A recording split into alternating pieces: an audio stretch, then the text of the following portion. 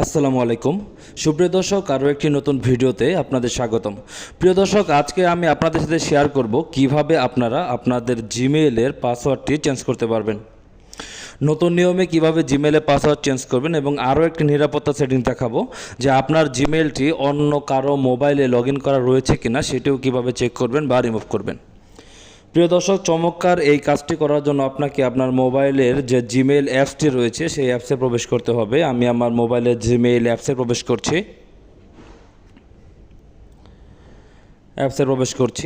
এখান থেকে সবার উপরে যে আমার প্রোফাইলের আইকনটি রয়েছে সেই আইকনে ক্লিক করতে হবে। আমি ক্লিক করে দিচ্ছি। এখন হচ্ছে ম্যানেজ ইওর গুগল অ্যাকাউন্ট, আমি এখানে একটি ক্লিক করছি, ম্যানেজার গুগল অ্যাকাউন্ট। তো এখানে দেখুন বেশ কিছু অপশন রয়েছে। এই অপশনগুলো একটু ডান দিকে একটু স্ক্রল করুন, করার পর দেখুন সিকিউরিটি নামে একটি অপশন পাবেন, সিকিউরিটি। এই সিকিউরিটিতে ক্লিক করে দিন, সিকিউরিটি ক্লিক করে দিচ্ছি।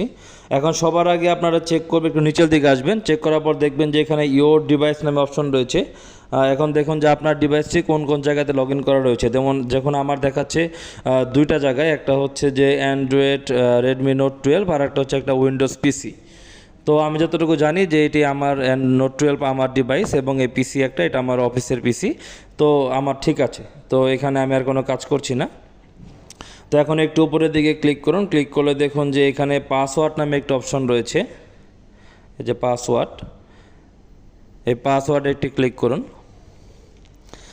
আপনারা ওইখান থেকে একটু দেখে নেবেন যে আপনাদের যে মোবাইলের মডেল, ওই মডেলেই কি জিমেইল আসলে চালু রয়েছে নাকি হচ্ছে যে ওইখানে যদি অন্য কোনো ডিভাইস শো করে তাহলে বুঝে নেবেন যে আপনার মোবাইলের এই জিমেইলটি অন্য কারো অ্যাকাউন্টে লগ ইন করা রয়েছে এবং এখান থেকে এটি রিমুভ করে দেবেন। এখন পাসওয়ার্ড শুরুতে আপনাকে পুরাতন পাসওয়ার্ড দিতে হবে, যেটা বর্তমানে রানিং রয়েছে। তো আমি রানিং পাসওয়ার্ডটি দিয়ে দিচ্ছি। পুরাতন পাসওয়ার্ডটি দেওয়ার পরে নেক্সটে ক্লিক করার পর এরকম একটি ইন্টারফেস চলে আসবে, যেখানে দুটি পাসওয়ার্ড দেওয়ার অপশনটি রয়েছে। প্রথমে হচ্ছে নিউ পাসওয়ার্ড এবং তার নিচে হচ্ছে কনফার্ম নিউ পাসওয়ার্ড। তো এখান থেকে আপনারা এখানে নতুন একটি পাসওয়ার্ড দিয়ে দিবেন। মনে রাখবেন পাসওয়ার্ড দেওয়ার সময় সবসময় একটা বড় হাতের লেটার দিবেন, বড় হাতের অক্ষর, তারপর একটি ছোট হাতের অক্ষর দিবেন। এর মধ্যে সংখ্যা রাখবেন, যেমন 1 2 3 এরকম, এবং একটি সিম্বল রাখবেন @ বা আদার্স এরকম। যেমন আমি একটি বেসিক দেখিয়ে দিচ্ছি, ধরুন যে আমি দিলাম এটা দিলাম বড় হাতের, তারপরে বি, তারপরে সি, দেখুন বড় হাতের দিয়েছি, সাথে দুটো ছোট হাতের, তারপর দুটো সংখ্যা দিলাম 007 দিলাম, তারপরে একটা @ দিলাম। বাস, এটা হচ্ছে একটি স্ট্রং পাসওয়ার্ড।